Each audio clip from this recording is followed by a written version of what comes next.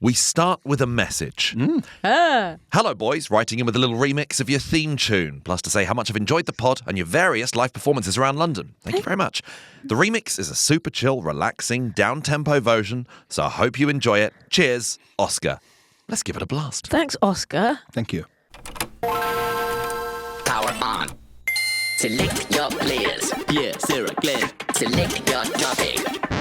Games. Select your format. Entertaining podcast. All right, fuck it. I lied. It's drum and bass. What you gonna do?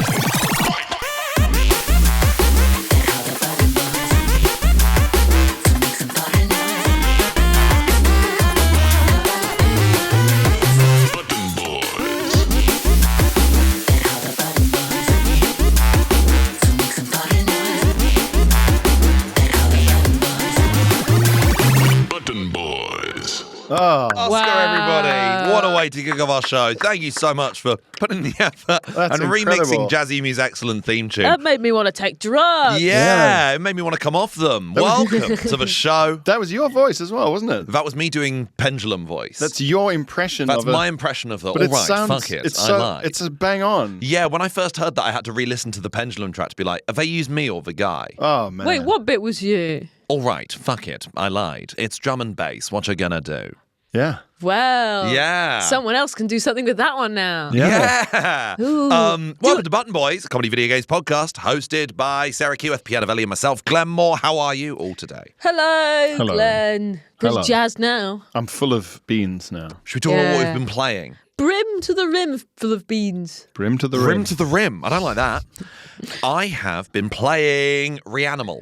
I believe this is one of the games that you put in your most anticipated last year. I mean, it ended up being delayed out of a year. Is this the one where Rihanna becomes an animal? An animal.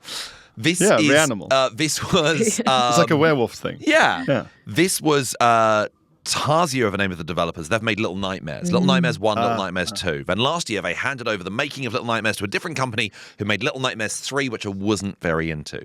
Reanimal is their latest effort, and it's just Little Nightmares. It's just more Little Nightmares, and it's all I wanted. If you're unfamiliar with Little Nightmares,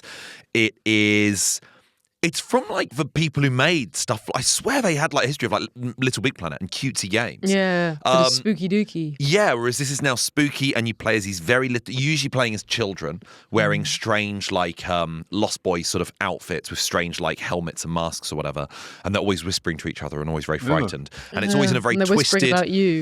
It feels like a twisted sort of Tim They're laughing Burton-y sort behind of their world. hand. And I was put off by the idea of Little Nightmares because I thought even from the name I was like, well, this means horror, but for people who don't like horror, and it's to get you into it. They're thoroughly disturbing games. Really? They really don't hold back. I remember the first proper enemies you encounter in the first Little Nightmares, these chefs with very large little boys' heads. But they, and they've got horrible, like, thick, clogged breathing. And their heads seem to not be fully attached to their necks, and they will put their hand in the crevices under their neck and give them a scratch, which implies, like, the heads can be like taken off. It's God. very messed up. No compliments to that chef. There's always a lot of very disturbing imagery of just big piles of children's shoes and stuff like that. It's all just very unknowably wrong. And so Reanimal is just them having a game that's kind of vaguely animal themed. Like the poster art had a big sort of deformed sheep and a horrible big hog on the front. It's not really about animals. Most of the baddies you encounter are just strange humanoid beasts. One is a very baggy man who keeps on ironing skin suits, like fully empty entire suits of skin. Yeah, exactly right. Everything's just making your way through us large washing machines that just have these huge skin suits just tumbling around. How do you know they're skin suits? Because occasionally they come to life and they just slither after you like a snake. Good. Yeah, it's Good news. Sorry, explain this to me. So he's a baggy man. Yeah. He's a baggy man, or he's wearing a baggy outfit. This is what I was he going to sort say. of makes his way. He sort of teleports around the various regions by just like opening the mouths and bellies of these other skin suits, climbing inside, and then he's just gone. What? And that's just how he makes his way. Again, it's all very uncanny and unknowable. It's every really new thing you tell me about this game is upsetting. It's so great, and especially because the characters you're playing as, he can be played in co-op, couch co-op, which we were talking about as a great experience to have with friends. It can be played in co-op, and you can play it on your own with just like an AI companion, and they whisper to each other, and they're always just, "Hey, come back." It's all very unsettling and just profoundly odd. It's so good. And it's a bit more forgiving than Little Nightmares and Little Nightmares 2. As much as I love those games, they had this thing, which I've spoken about on the pod before as a previous gripe, of games that give you a chase sequence where you're learning a dance routine because it's 3 minutes of pixel perfect. This is a lot more forgiving. You could make your way down a dead end, realize it's a dead end, turn around, and I actually think that makes it a lot more tense because you have the freedom to fuck up. Yeah, you can stumble. Yeah, it's definitely worth checking out. It's a very short game. It can be played in one sitting. It's probably about 3 hours long, really. But it's great. It's more. They may as well have called it Little Nightmares 4. It is just Little Nightmares. Okay. But it's thoroughly good if you're into that sort of thing. I played the first 10 minutes of God of War Ragnarok. Hey, Whoa. your And first I'm- ever God of War. Yeah. And god damn it, I'm in. Really? Yes. Yeah, I'm interested. Are you not tempted to go to the previous God of War? I tried it. What? Really? I tried it and it was making me move a boat. And I'm like, I'm fully fucking bothered. Sorry. I'm not invested Right. in sailing slowly in this canoe down this river with these men I don't know. Yes, you're right. It starts on a boat because you are burying his wife. Yeah. It's a funeral pyre. Yeah.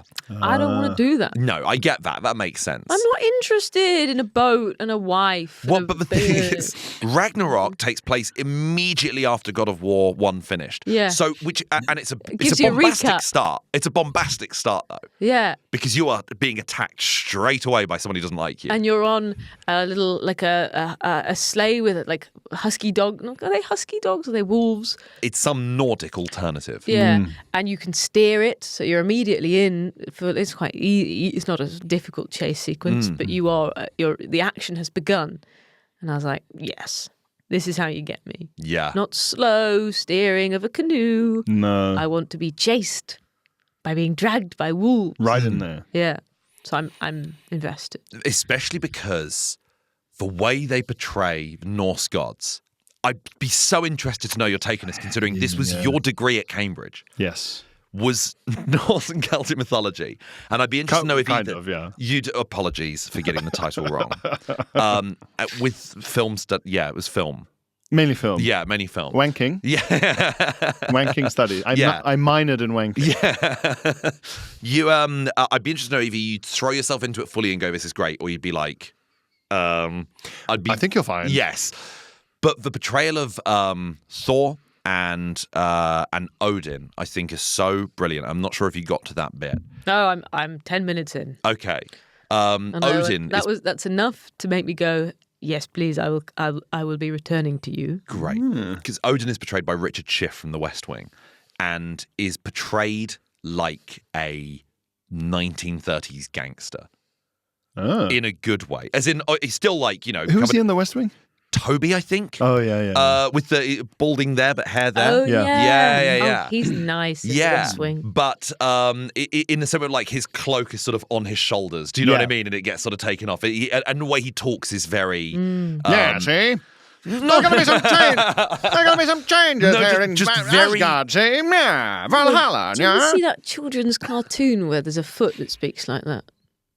Don't worry about it. Don't worry about it. If the recognition is not in your eyes right now. No, it's not. I wasn't really into foot stuff as a kid. Courage the Cowardly Dog, maybe? And then there's Yes. like I remember Courage the there's- Cowardly Dog. Is that what it is? And there's a foot and all the toes. You're all the absolutely toes right. amongst us, One of the toes. And the big toe talks like that, and then he'll go, yeah, see? And then the little toe will go, yeah, see? You are absolutely bang on. There's Courage the Cowardly Dog. Thank Well, you. the conclusion is if you're expecting Odin to sound like that, you will be disappointed. But what it is, Right. it's people, it's very tense conversations Yeah. between very civilized people. Right. And that's what they nail really, really well. Okay. Peaky Blinders? Sort of Peaky Blinders?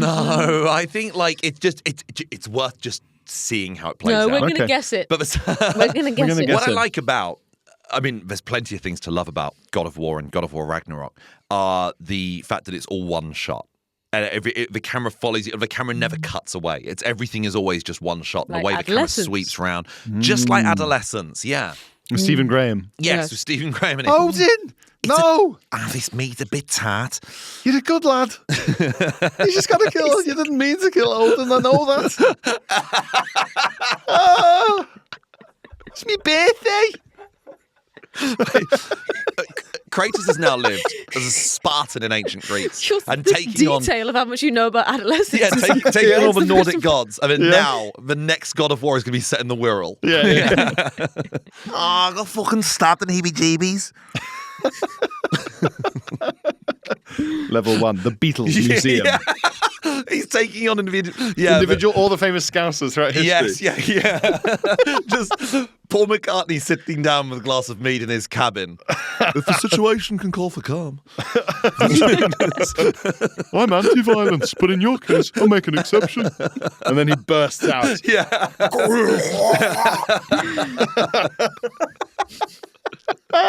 So that's God of War Ragnarok. I'm so glad you're playing it, though. Yes. It's one of the big, PlayStation titles. I'm giving it a whack. I need to give it a whack. Pierre, what have you been whacking this week? A bit more Into the Breach. It's making me angry. It's a little puzzle game. Yes, because as we said a couple of weeks ago, it's set on an 8x8 grid, and you have 3 mechs that you sort of move around. Punching mech, tank shooting mech, artillery mech. And am I right in thinking, I can't remember, I played it like 4 years ago, but you get like 1 move and then 1 action. For the layman, what is mech? Mech-anics. You know, in Just someone in a robot suit. yeah, That's what I thought. Yeah, that's all it is. It's the first time I encountered it was the South Park episode Mecha Streisand when I was about 5 years old. Yeah, that song is great. Picturing big domed bit where they sit. Yeah, you got Robot it. Yeah, arms. yeah. you got it. Yeah. Yeah, they have them in Worms. Megazord. There we go. They've got them in Worms. Megazord from Power Rangers. Most of the Power Rangers For stuff. the listener, is this mechanical suit that a human being operates from the inside. Very dictionary. I liked it. Very nice. Yeah. So you're enjoying it? Kind of. It's very hard to restart or undo a mistake. And I want to do every single level completely perfectly. And that means that I restart a lot. But the game is like aware you're restarting because there's a time travel aspect. Mm-hmm. So it's like, okay, well, I guess we'll have to restart this timeline then. And but it remembers. Do you see what I mean? It's not a normal restart. You're being told they're holding it against you.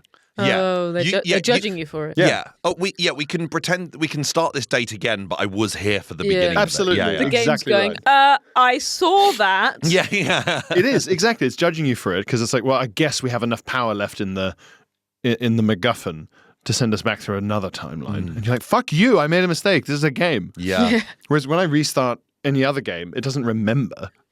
Yeah. It doesn't know. You like all your other Alzheimer's games. Yeah. Yeah. They don't need to remember. It's like you flunked it on the head. It is like I flunked it on the head. Whereas you don't like this one patient who occasionally says to you, I did see you take £5 out of my wallet yesterday. Yeah. Oh, shut up. Oh, You can't remember anything. It's the one patient who's saying, you were very rude to me yesterday. Yeah. No, I wasn't. Fuck off. And if you say that again, I'll be even ruder today. And then I have to hit them again on the head because by context I've admitted they were right. That's why Pierre got fired from the game. Yeah. That's the official reason why. Yes. Unofficially, it's taking the fillings.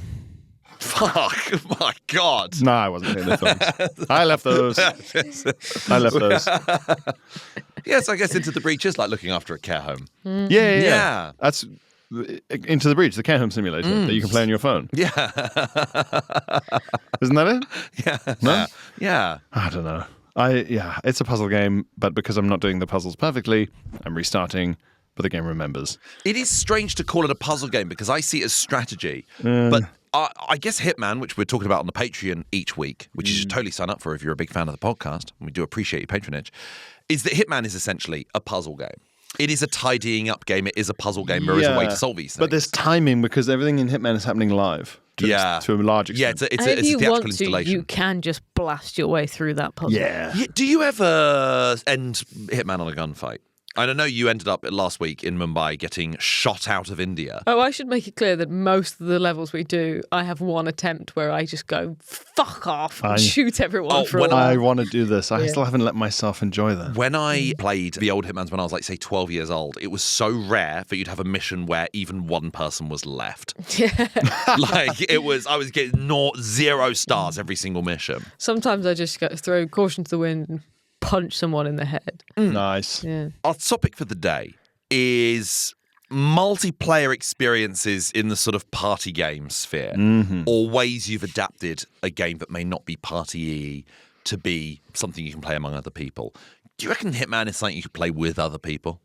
Because we're having our own individual book club each week. I think it's a lot of fun to watch someone else play. I would watch someone else play a level out of curiosity. One of the more complex levels. Yes, because I guess in like a linear third-person or first-person action adventure, you're going to have a sense of frustration when they're not doing exactly what you would have done. Yeah. And in Hitman, it's quite easy to just go, I would never have thought to go to that underground car park. You do you. I think it would have a similar feeling to like a GTA Rampage type thing, where it's like, okay, you have a go. I got caught. Your turn now. I remember my younger sister and I always found it really funny to watch the other one struggle with a game when we were growing up. I tried not to be a backseat driver, but I do get frustrated, I think. But I love it, as long as I've already done it. Yeah, you've done your bit. Yeah. And also, the worse they are, the quicker the controller's going to end up back in your hands again. So that's always a positive as well. What party games have you played in the past? SingStar. Yeah, hated it. I remember being at somebody's like 17th, 18th birthday party, and for some reason they'd set SingStar up in the living room, and my friend was like, we should sing Broken Strings, which is Nelly Furtado and James Morrison, I think. James Morrison, yeah. And she was like, Bagsy James Morrison's bit. And I was like, that's random, because why would you want that bit? And then I discovered that Nelly Furtado's bit is so high. Yeah. She'd obviously done this before, so she gets to do all the like actual manageable bits, whereas I'm just like whining into the microphone. Let me hold you. Yeah. You can play It's bullying. broken string. Everyone's around like, oh god, I'm not getting a single point. It's horrific. I played SingStar on a very memorable moment in my life, which is something I've told you before, and I've mentioned on podcasts before because this is insane behaviour. I was staying with someone when I was 18, and they set up SingStar in his fucking bedroom where I was going to be sleeping. So everyone's there till like 2 a.m, and I'm like, can I go to bed? But I can't because everyone wants to do Bohemian Rhapsody. And when everyone left, my main around memory, your bed like you're dying. Yes, yeah, like I was Freddie. Yeah. And so everyone, eventually, like everyone left and went to their own beds at like 4 a.m. The reason this has stayed with me for so long is that, and this is mad, I was in a sleeping bag on the floor. The guy who I was staying with, he was in his bed, and he was writhing around in his bed when we turned the lights off. And I was like, "Are you okay?" And he was like, "Yeah, I'm fucking dying for a piss." And then 2 seconds later, he went, "I'll just go in the morning," and he fell asleep. Yeah, Blows my mind. That's the first time I've played SingStar, and that is a core memory for me. Is what then happened immediately after That's SingStar. part of SingStar. Just when I thought it couldn't get weirder. Where did that piss go for the whole night? Where did it go for the whole night? And he just kept it in. He was like, "Oh God, my body will hold it for 8 hours a night." No. Like lucid dreaming, lucid pissing. Yeah. You pissed in the dream dimension. I find it astonishing, like occasionally, like do you ever have a dream where like you're pissing and then you wake up and you haven't pissed and you go, that was touch close. and go. What was he dreaming of? Where that wasn't even a possibility. You have this dream where he's inflating. Yeah. Ugh. Yeah. So SingStar is not something I'm a fan of because I feel it's Makes you feel full of piss. Yeah. yeah, I guess now it does. Proust's piss bag. Guitar Hero I always thought was a fun party one. I was going to say, Guitar Hero was big amongst my friends. I resented. The Guitar Hero expanded, didn't it? That you like there was a drum kit. There was and Beatles, there was Rock Band. That's you what could I'm have thinking entire, of. Yeah. Yeah. No, Guitar Hero. What were the other one? Oh, the microphone, drum kit. Drum kit, microphone, guitar, and bass. A bass, yeah. Must have been. A bass Yeah. guitar. Classic yeah. for people. No one's struggling. I think you give bass to your nan. Do you know what I mean? Like bass is the easiest Nan's fucking on one. bass. Yeah. Nan are on bass, ladies and gentlemen. Mrs. Nan on bass.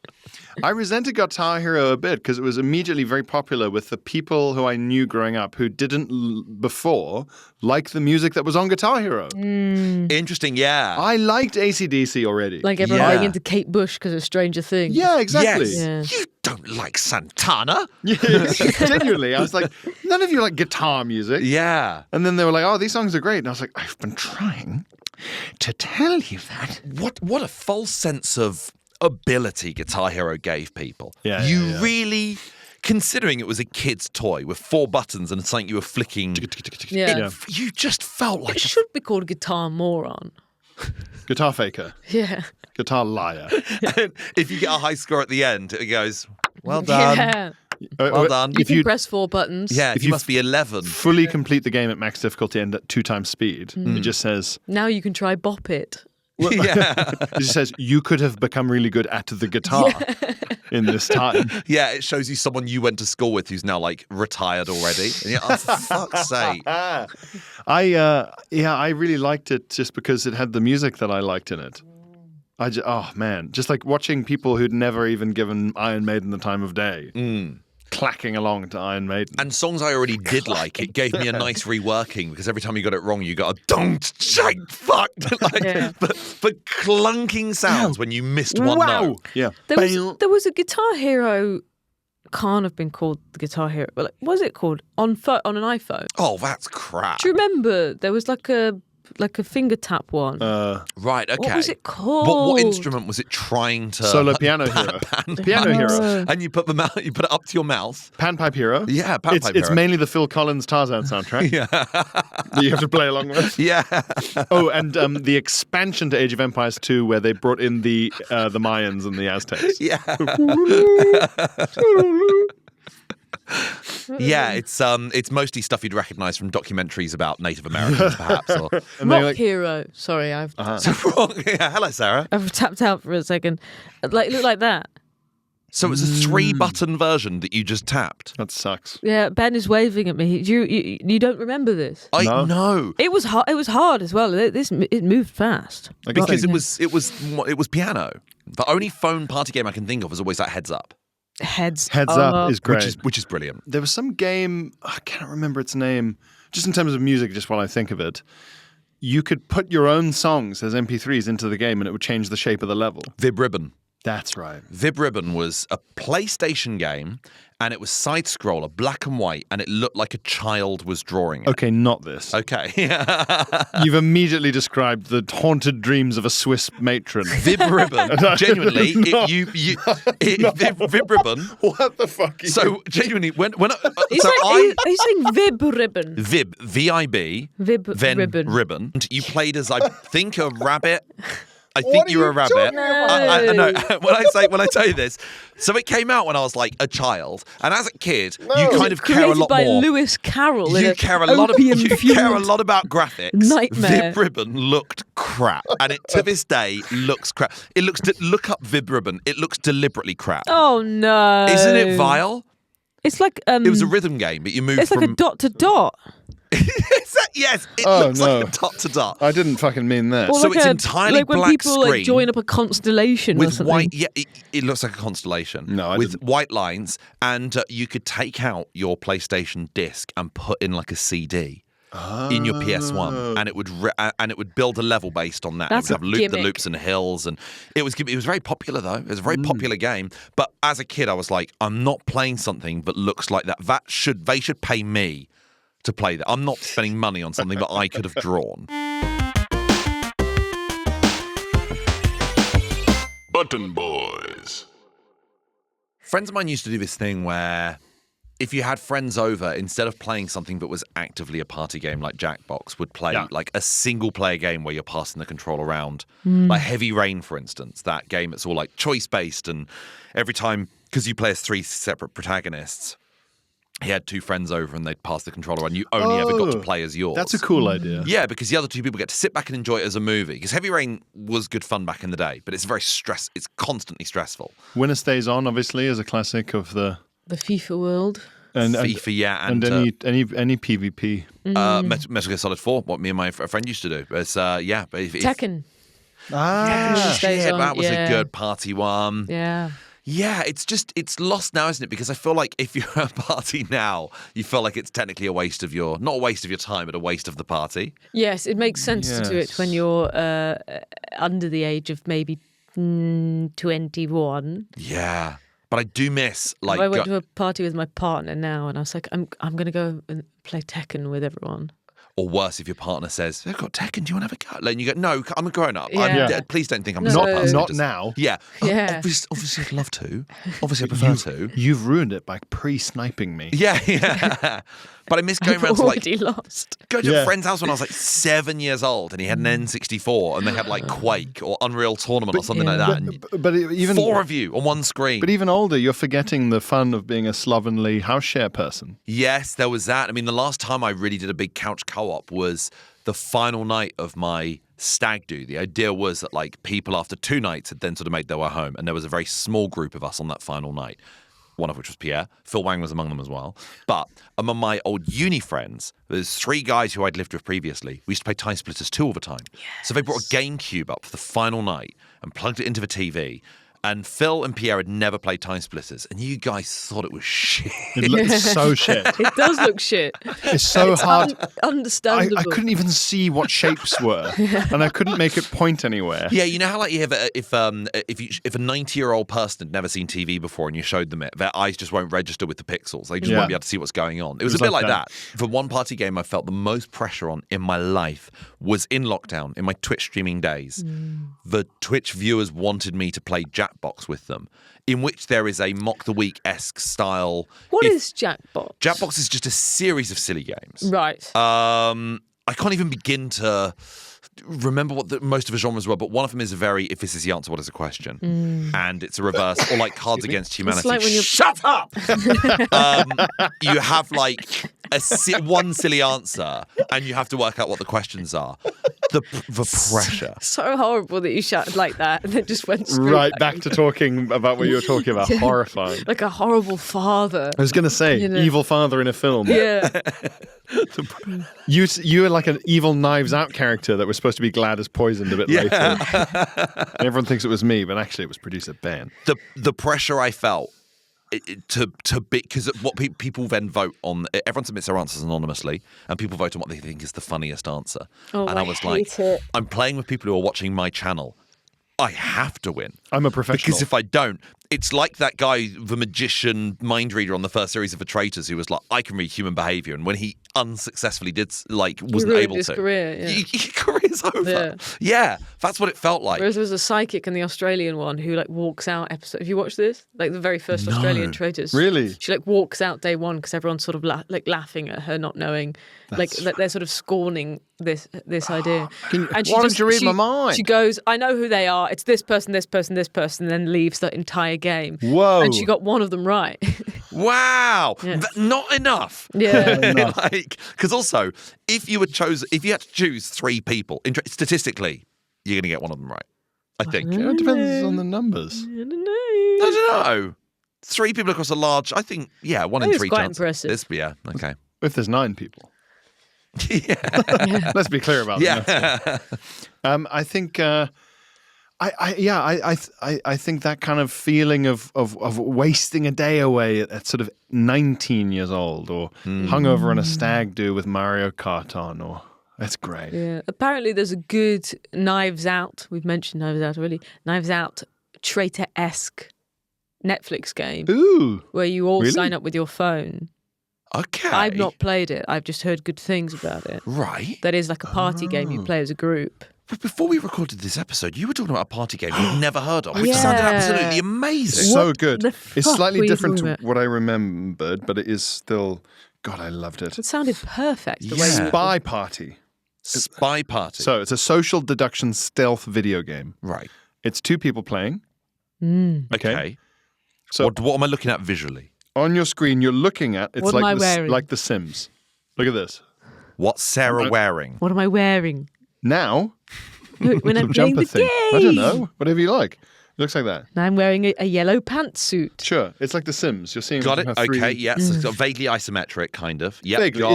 It's 2009. So Okay. give it some leeway. Like that. Oh, there's But here's the yellow thing. pantsuit again. Here's the thing. It's Hillary Clinton. It's the One of you 47. It's the mask. one of you is the sniper. Oh. One of you is the eyepiece looking. And you're trying to snipe the other one. What a fun game. So the other person's trying to be as much of an NPC as Yes. possible. So they don't know which one you are.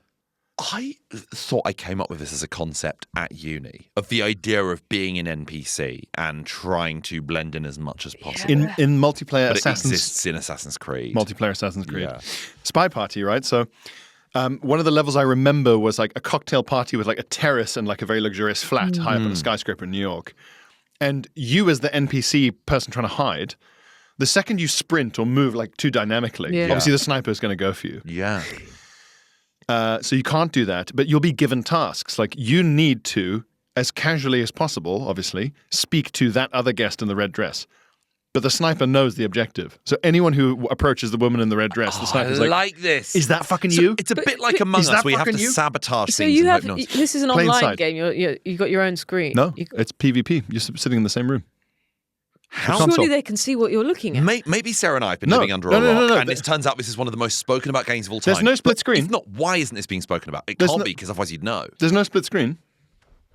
You're both seeing the same thing. Wait, what? What do you mean? There's no split screen. But how? So how can you be the sniper? What sights are you looking down? The only way you're looking is the sniper's vision. Oh, I see. And the sniper can see the entirety of the party. Yeah. As can Right. the NPC. Yes. The NPC I is moving see. one person at the party. So the sniper's like, so it looks like you're kind of looking from across. But that's the way you would see, like from a weird dimension, you'd be seeing it as the NPC person anyway, right? Is Like this game the still Sims. playable? I don't know. I imagine it's on Steam or something like But that. The Sims is obviously like, you don't see your Sims from the perspective of what, a guy in a watchtower across the street. Like we know that's not the case. crazed former Yeah. soldier With a half open build. Yeah. So yeah, it was so like the tension of it, because you could go for ages not moving, What? and obviously you'd be like, "Don't look at my controller," because you'll Yeah, see. Yeah. yeah. Do you get one shot? Yeah. Okay. And if you kill, I was a going to say, si- if you got like say if you got say 2 bullets, I would just shoot a champagne glass on someone's table and see who goes, "What the fuck?" You play as the queen. yes, yeah. For some reason, The queen is the sniper. genuinely, for some reason, the queen is in it.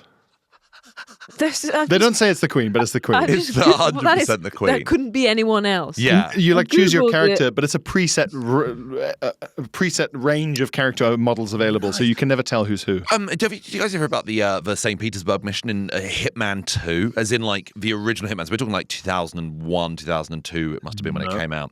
There's a mission in Hitman where you as 47 have your sniper rifle trained on a meeting of like 10 men, and you're being given instructions through your earpiece. You have a limited amount of time to take out your target, but they're like, okay, he's a smoker, he's left-handed, and the instructions are changing, and you're trying to whittle down who it is. I like that. I don't know why they never revisited that. That's great. It's such a good idea. So, Spy Party, I fucking loved. That's brilliant. That That's a does great sound party game, but good. it's only for 2 people. Yeah. it'd be fun to watch it as well, I think. But if you're watching, going like, who's the fucking? Especially if the person playing the sniper didn't look obviously while the person was choosing their model, Yeah. but everyone else knows, Nice, or yeah. no one else knows, or How do you win as the person in the party? Is that you just like you run out the time? No, you have your objectives. I see. So I think there is a timer, but you have to talk to the person and tell them the code word, or plant a bug on a dish at the buffet. See, yeah. So if you approach the buffet like like an NPC, Yeah. but if you approach like in a straight line and immediately plant the bug, then they just shoot you. Right, okay. That so would you be have my objectives problem. within I'd be the too party. abrasive. Yeah, there you go. You get shot. You get shot. That sounds very fun. Yeah. I feel like we should play this game. It's so good. Button Boys. More recently, I tried to play GoldenEye with friends. Oh, it's incomprehensible. Incomprehensible. It's just different. It's just different time. It should come like with the Disney warning sort of thing. It's because it's pre them deciding that the shooters work on a tank barrel basis. Because you're using one controller to look and the other one to waggle a crosshair madly across the screen, as opposed to where you look is the crosshair, fuck you. That was so difficult. And also, if you let go at any point, it reverted back to the central. Yeah. So hard. So it's like an elastic band gun that's tied to your belt, and you're sort of going, trying to look in the corners. But Slappers Only was absolutely terrifying. If at a party you just have like a Baron Samedi or whatever just be walking through the level, everyone's against him as he's just whack it like just again aggressive father. I was talking about this earlier, actually, on the way here, because producer Ben and I ran into each other on the train. The battle modes on Crash Team Racing. Take me through it because I never played it. So you could have PvP as up to 4 players, or you could actually have the computer against you in these games. And it was things like capture the flag or the first person to hit the other person 3 times with whatever weapons. And they would get so tense and exciting if it's just you alone on a map with one friend and they're chasing you because you've got the flag or they need to hit you once. And I just loved it so much. Well, Mario Kart with the balloons. Yeah, similar thing. Was always like, I love that so much. Way more than actual racing. Which one was that? So you have a limited number of... You've got 3 balloons, those are your lives. And you're in an arena fighting. Time Splitters had elimination mode. So you set a number of lives and it's last minute. And eventually the battlefield will be littered with the corpses of a duck and a chef. We used to do all of that stuff. And I loved those so much more, like in a group setting. Yeah. It's just like you're being sort of hunted by, and you kind of didn't mind not your playing. older brother. Yeah. Who's like chasing you around. The chasey feeling. Do you know what? Chasey feeling is something that goes as a grown-up. I don't feel as chased as I... Not in a CHASTE form either. We have 2 kids. But even in like Resident Evil Requiem, which I've been going crazy for recently, just even when I'm chasing, I'm like, doesn't feel the same. I think being chased by someone human... It gives you the chasey feeling. Warzone gave it to me. Big boys, fucking big boys. You'd just be hiding in a corner while a man who sounded 18 feet tall with iron boots clacking up and down the street shouting, "Where are you, Yeah, Glenn?" it sounded like it was like Mr. X in Resident Evil, clanking metallic boots. I got the chasey feeling in real life yesterday, actually. What happened? Well, there's 3 flights of stairs in the flat that we're staying in at the moment, and I was carrying quite a large load of laundry up to because our bedroom's on the top floor, and Louisa was coming up behind me, but I decided she was chasing me. Yes. She wasn't. So I started to run, but this thing was so heavy that I couldn't actually get up the stairs very quickly. So I was like, I'm handy. She's going to catch up. This is all in my head. She doesn't know that she's chasing me. But it creates the feeling. By the time I got to the bedroom, I was panting. Get the fuck away from me. She was like, what's wrong? You were chasing me. Yeah. She's like, I wasn't. Remember? She was like, we were both going in the same direction. I was like, no. No, you were after me. I think you'll find. In terms of like Nintendo Wii and stuff like that. That was like the first ever party console. Yes, it was To the point where it felt weird playing on your own, like we were saying. It implied this world in which you had an infinite number of either siblings, friends, or pro video game relatives that you just did not have. It's a Christmas Day console. That's it. And like if it was like an old-fashioned console, at the front cover there'd be like a completely ignored turkey going cold while grandma bowls are struck and everyone cheers. And you go, that's not the reality of this. They haven't noticed they're starving. Yeah. The reality is They're that emaciated. With Wii bowling, we don't need to eat. They're completely emaciated, and the Wii is congratulating them on having a low BMI. yes. Lest we forget, the Wii would weigh you. Yeah, the Wii would fat shame you. Absolutely bonkers. Horrible. Christmas Day is the most I ever played the Nintendo Wii. The Wii was Fat-shamed by a Tyra Wii. Banks if she was a console. Fat shamed by a Wii. Whoa.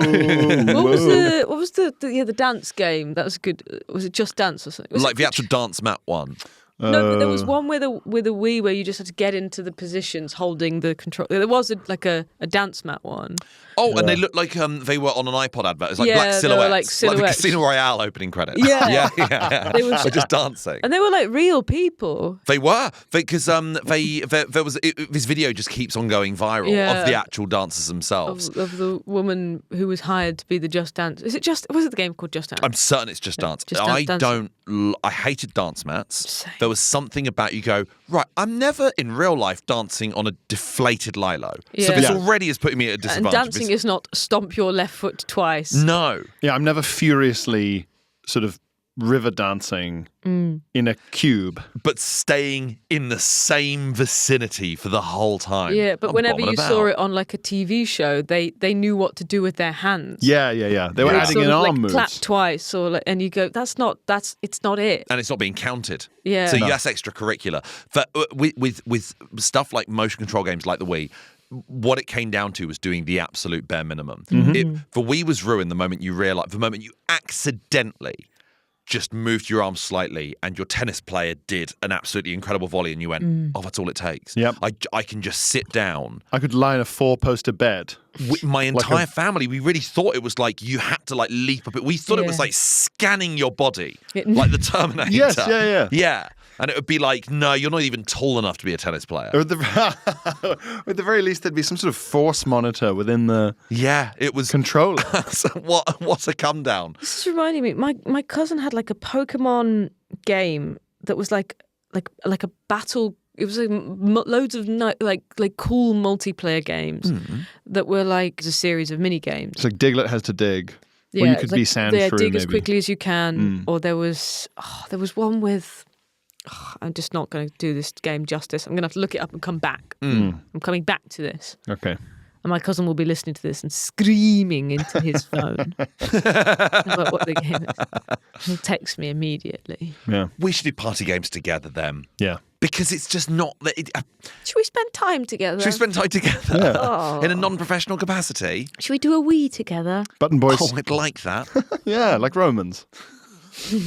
Like And on Ancient that Rome. note, on that image, try and visualize that as best you Let's can. be Romans together. Yes. Look, if you've enjoyed this main episode of Button Boys, you'd like to hear more, remember you can sign up to our Patreon because on our paid tier, just £5 a month, you get an entire full-length extra episode every single week, ad-free, plus access to the entire back catalogue of all of the dozens of episodes that we've previously done on that Patreon tier. You can even sign up to our Elite tier, where every month you get an extra episode in which we interview a guest. Christopher MacArthur Boyd this month, Phil Wang last month, about their gaming loves, their gaming hates, what they're looking forward to, what they've enjoyed in the past. But please, give us a subscription on YouTube, a like on Spotify, a like on Apple Podcasts, wherever you get your podcasts, and tell your friends about Button Boys as well. But guys, thank you so much for being part of this. Thank you, Sarah. Thank you, Pierre. I've been Glenn Moore. We're going to see you next week. We're going to hop onto the Patreon now and talk Hitman and a game recommendation set in a fancy hotel. We'll see you next week. Button Boys.